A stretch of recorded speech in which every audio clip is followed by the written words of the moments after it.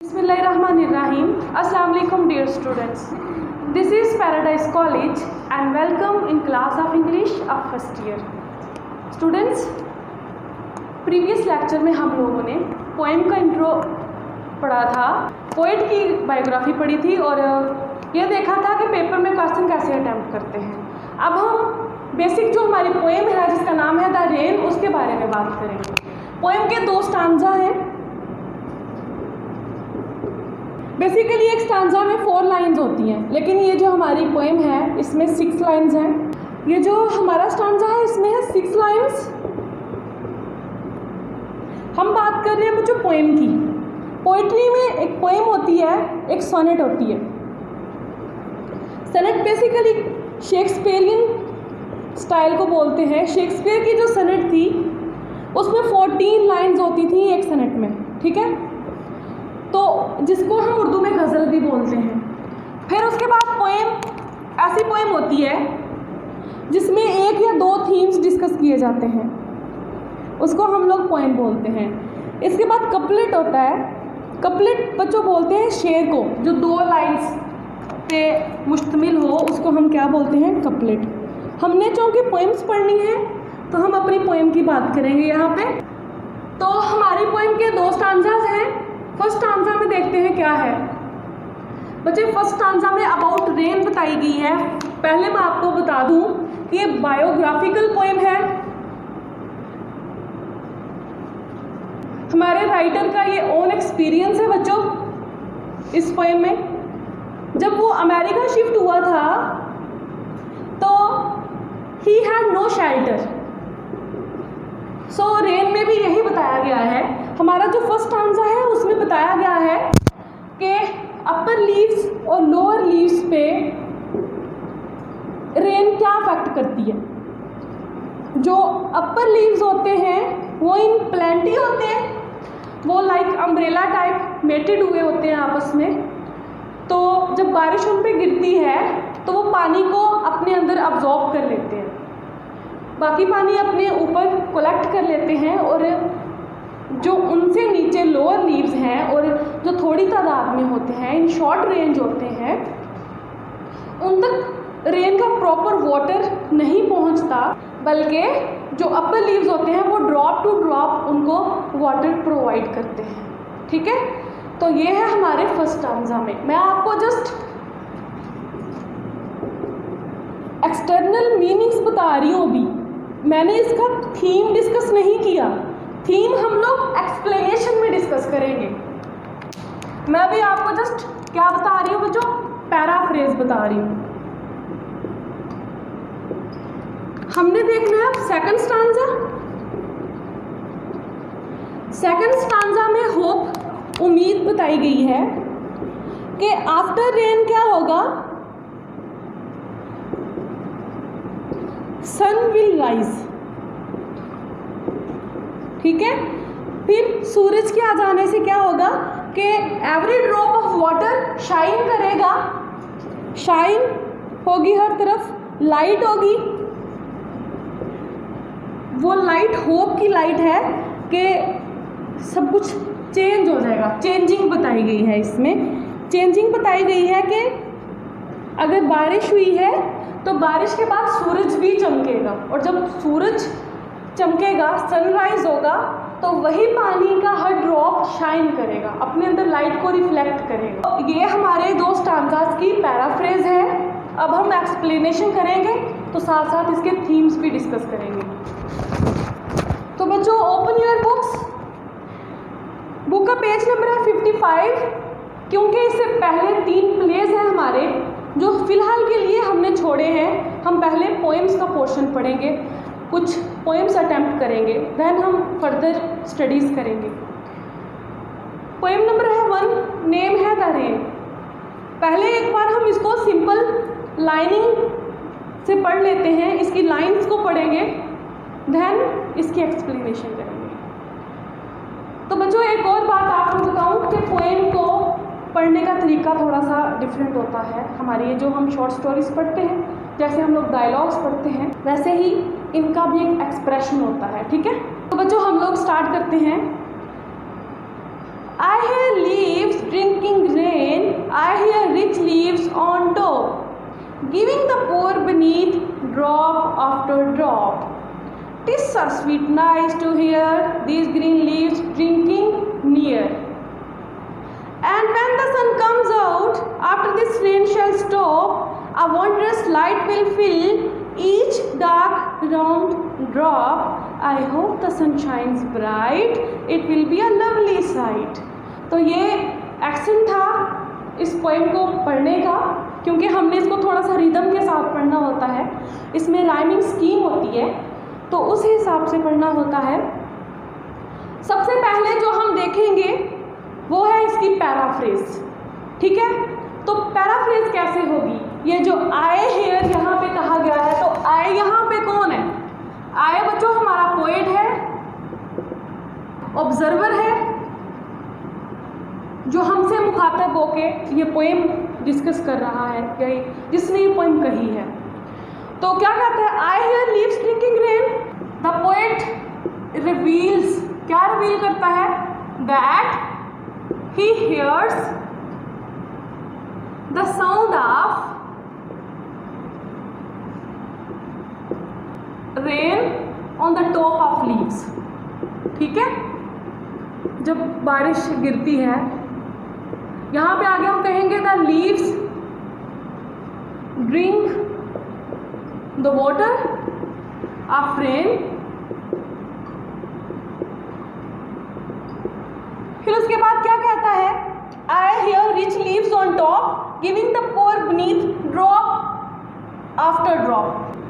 Upper leaves absorb all the water and give drop after drop to the lower leaves। ये हम लोग क्या कर रहे हैं, पैराफ्रेज कर रहे हैं, हमारे पोइट्री की लाइंस हैं, इनको सिंपल सेंटेंसेस में लिख रहे हैं। TISS so sweet nice to here these green leaves drinking near, कहता है how happy to listen the voice of falling rain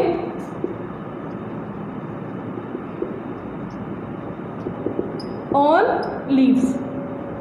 ये हमारी हमारा जो फर्स्ट स्टैंजा है उसकी पैराफ्रेज है, मतलब मैंने इन शॉर्ट आपको लाइन्स को सेंटेंसेस में कन्वर्ट करके दिया है।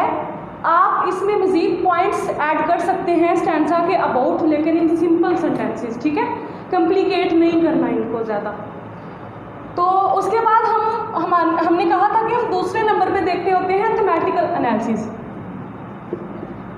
Late me clear you that, हम एक्सप्लेनेशन में थीम या लैंग्वेज की हेडिंग नहीं देते, हमने बस पैराफ्रेज करनी है।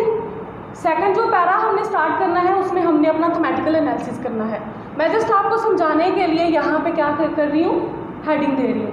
ये जो पोइट है वो बजाते खुद उसने लाइफ में बहुत कुछ सफ़र किया, तो ये उसी का एक एक्सपीरियंस है, यही थीम है। यहाँ पे अपर लीव्स किनको कहा गया है, यहाँ अपर लीव्स रिच पीपल को कहा गया है, ठीक है, मैं आपको थीम बता रही हूँ। और लोअर लीव्स यहाँ पे पुअर पीपल को कहा गया है।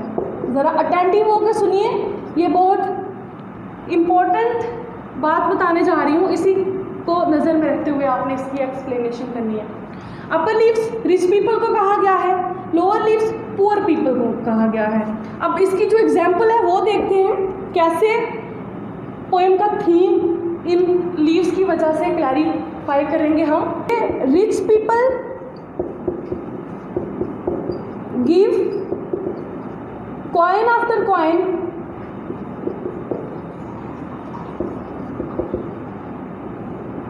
charity to poor people, but they have a lot of money, a lot of wealth,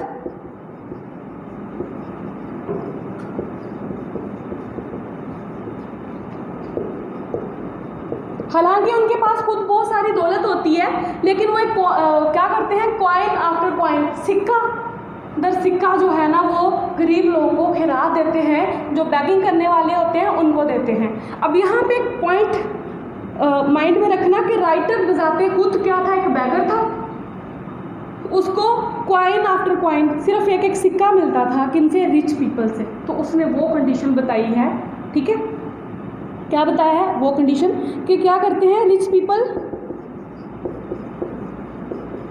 absorb all the wealth, फिर क्या करते हैं nothing leave for poor one, ठीक है, किसी गरीब के लिए वो कुछ नहीं छोड़ते, सारी वेल्थ खुद अब्जॉर्ब करते हैं, लेकिन उनको जस्ट क्वाइन देते हैं, क्वाइंस में देते हैं। आप ये वाली एग्जाम्पल हमारे आज की सोसाइटी में भी ले सकते हैं कि आप बाज़ार गए हों, आपके पर्स में 1000, 2000, 3000 हैं, उसके अलावा आपके पास कुछ 10 रुपीज़ वाले नोट भी हैं, तो आपसे कोई बैगर जब चैरिटी मांगेगा, खैरात मांगेगा, भीख मांगेगा, तो आप वो 1000 का नोट निकाल के देंगे? नहीं, आप उसको जो आपके पास चेंज भी पैसे हैं उनमें से भी 10 रुपीज़ निकाल के अलग करके फिर आप उसको देते हैं। यहाँ पे आपकी जगह पे हम कहना चाहूँगी कि हम सब ऐसा ही करते हैं। तो ये है हमारी सोसाइटी का एक बहुत ही बड़ा जो उसने फ्रेम कट सामने रख दिया है कि ऐसा होता है, लोग ऐसे करते हैं। ये बजाते खुद उसके साथ ऐसा होता था, कॉज क्या था इसका कि वो बजाते खुद एक बैगर था, तो ये सारी वो सिचुएशन क्या करता था, बियर करता था, फेस करता था। ये था हमारा 1 पॉइंट थीम का। सेकंड पॉइंट देखते हैं। सेकंड पॉइंट हम लेते हैं अबाउट रेन। कहता है कि बारिश जब होती है तो रिच पीपल जो लोग हैं उनके पास रहने के लिए शेल्टर होती है, ठीक है। वो क्या करते हैं, ये किन लाइंस का बता रही हूँ, लास्ट वाली जो 2 लाइंस हैं, टीस are sweet nice to here these green leaves drinking near. अब इनका मैं पॉइंट बताने लगी हूँ कि रिच पीपल के पास शेल्टर है, वो क्या करते हैं, वो जॉय करते हैं, ठीक है, हैप्पी होते हैं बारिश को देख के। रिच पीपल जो हैं वो बारिश को देख के इंजॉय करते हैं, लेकिन poor people have no shelter, इनके पास जगह भी नहीं होती रहने को, और वो क्या करते हैं, शिवर करते हैं, कांपते हैं इन रेन, बारिश में। इसके बावजूद भी वो भी इंजॉय करते हैं बारिश को। Instead of they also enjoy the voice of rain falling, ठीक है, क्योंकि ये एक नेचुरल फेनोमेनन है, ये ऐसी चीज़ है जिससे कोई भी इनकार नहीं कर सकता, जिसे इंजॉय किए बिना कोई भी नहीं रह सकता, चाहे वो गरीब हो या अमीर हो। तो ये था हमारा पहले स्टांजा का थीमेटिकल एनालिसिस। एक्सप्लेनेशन करवा रही हूँ आपको, रेफरेंस और कंटेक्स्ट मैंने आपको बता दिया था कैसे करते हैं, वो आपकी असेसमेंट है, आपने इस पॉइंट का रेफरेंस, कंटेक्स्ट और एक्सप्लेनेशन के मेरे बताए हुए पॉइंट्स को सेंटेंसेस में कन्वर्ट करके उनके नोट्स बना के रखने अपने पास। बुक्स को अपने पास रखें। हम यहाँ पर राइमिंग स्कीम देखने वाले हैं जो कि लैंग्वेज में आती है। लैंग्वेज ये सिंपल है, आपको भी पढ़ के समझ आ गई होगी, लूसिड है, बिल्कुल प्लेन है, ठीक है ना। तो हम यहाँ पे लिखेंगे the language of these lines is simple, lucid and plain, ठीक है। Even a layman can read it, लेकिन दिस जो वर्ड है बच्चों वो क्लासिकल है, जिसका मतलब है दिस। तो हम कह सकते हैं कि यहाँ पे राइटर ने एक आधा क्लासिकल वर्ड भी यूज़ किया है। राइमिंग स्कीम क्या होता है, जो लफ्ज़ों के लास्ट पे हमने राइम मैच करनी होती है, हमने वो देखनी है और उनको अल्फ़ाबेटिक्स के नाम देते जाना है। यहाँ पे करवाती हूँ आपको, जैसे देखें, I hear leaves drinking rain, rain, तो ये जो लाइन है ये रेन वर्ड पे हो रही है, तो इसको हम रेन वर्ड को ए का नाम देंगे। आई hear rich leaves on top, अब देखें रेन और टॉप दोनों के राइम में डिफरेंस है, आपस में मैच नहीं हो रहे। राइमिंग स्कीम कहते हैं आपस में सेम वॉइस वाले लफ्ज़ों को, जिनकी वॉइस सेम होती है। तो रेन और टॉप सेम नहीं है, तो टॉप को यहाँ पे बी कहेंगे। फिर उसके बाद है गिविंग द पुअर बनीथ, अब देखें top, rain top, beneath, beneath भी मैच नहीं हो रहा तो सी करेंगे। फिर उसके बाद है ड्रॉप आफ्टर ड्रॉप। अब आपने ये देखना है कि ड्रॉप वाली वॉइस का ऊपर कोई वर्ड क्या है, rain top beneath, definitely top drop match होते हैं, तो टॉप को भी हम बी का नाम देंगे, सेम वॉइस के वर्ड्स को हमने सेम अल्फ़ाबेट का नाम देना है। TISS a sweet noise to here, here देखें, अब यहाँ पे हियर मैच नहीं हो रहा तो वो डी हो गया, और आगे नियर मैच हो रहा है तो वो भी डी हो गया। इस तरह से दोनों स्टांजा की इसकी राइमिंग स्कीम तकरीबन सेम है। तो ये इसकी राइमिंग स्कीम है, ये हमने लास्ट पे लिखनी होती है। तो इस तरह से 5 नंबर की हमारी एक्सप्लेनेशन कंप्लीट होती है। आपने एक्सप्लेनेशन से पहले रेफरेंस और कंटेक्स्ट मस्ट करना है, देन आपने एक्सप्लेनेशन अटेम्प्ट करनी है। अब चलते हैं हम अपने सेकंड स्टांजा की तरफ। अब देखते हैं सेकंड स्टांजा, इसमें क्या है, पहले पैराफ्रेज करते हैं सिंपल वर्डिंग में। When the sun comes out after this rain shall stop, तो क्या कहता है पोइट के, when the rain stops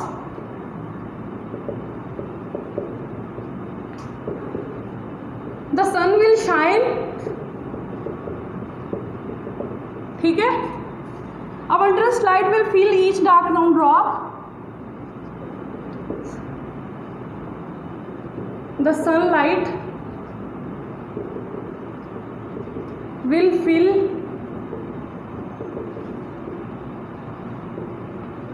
every dark side and dark drops of rain with light। फिर क्या होगा, the drops will shine